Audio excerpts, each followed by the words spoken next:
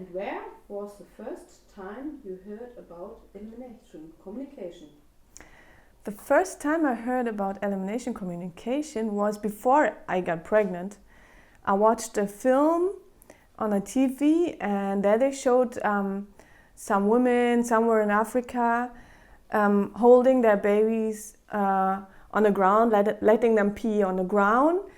And they also showed like some weird mothers here in Germany who tried the same thing, and I was like, what is that? How can that work? How can you tell a baby to pee on the ground and it's peeing? So that was very crazy for me. But that was the first time I heard about it, and I kept it in my mind.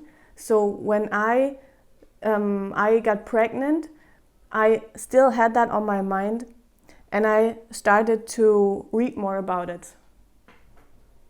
When did you hold your baby over a potty the first time, and how did that feel for you? Well, as I already knew about elimination communication a little bit, I bought a book about it, or my mother gave it to me as a present. So I read more about it, and I also searched about how to avoid using plastic nappies.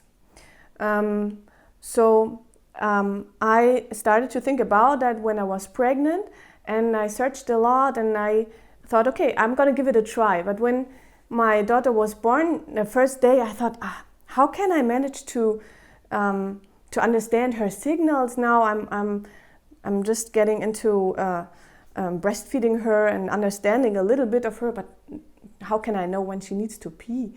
But then a second day, when I was changing her diapers, I thought, okay, why not give it a try? So I held her over the potty just to try, and it worked. She peed. So that was such a wonderful feeling for me. I felt so connected to her, and it was like magic. Yeah. What kind of backups did you use? Well, as I told you, I wanted to avoid a plastic diaper. So from the beginning on, I used cloth diapers. There were also times, because of EC, elimination communication, which worked very well when my daughter was half a year old. Then we were like backup free for some weeks, neither day nor night. So she was free. Yeah, she only had her normal clothes on, and then when she needed to pee, sometimes it went into her trousers. That was no problem. Or at home, sometimes she peed on the ground. When it happened, no problem. So I just cleaned the ground when she couldn't go to toilet, or she couldn't tell me in time when she needs to pee. There was no problem. So sometimes we didn't even have a backup at all. Otherwise, we used closed diapers. What was your favorite elimination communication position? The favorite position? Well, usually elimination communication is about to communicate with your child, also how, not only when she or he needs to pee, but also how, because they also like to change positions sometimes. When they get older, they sometimes want to go to the potty, or they want to go to the toilet, or they want to be held like this or like this. So we had different positions, but one funny position was like when my daughter was able to stand alone, she loved to pee standing like a boy. And it worked. She peed like to the front, that was no problem.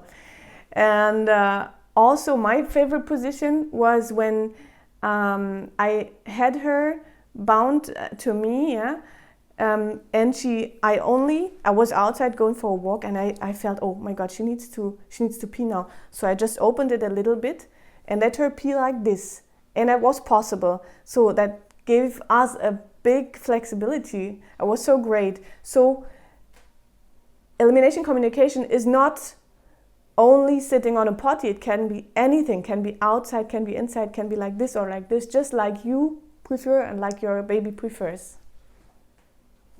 What is is your favorite elimination communication tip? My favorite elimination communication tip is just give it a try. There is no big risk, just give it a try. Connect to others, talk about it, exchange your experience, and avoid stress. Yeah, no stress, just give it a try, but never feel like, okay, it has to work now. Just give it a try and talk to your baby because it understands you and you can understand your baby. Thanks, Janina. Thank you.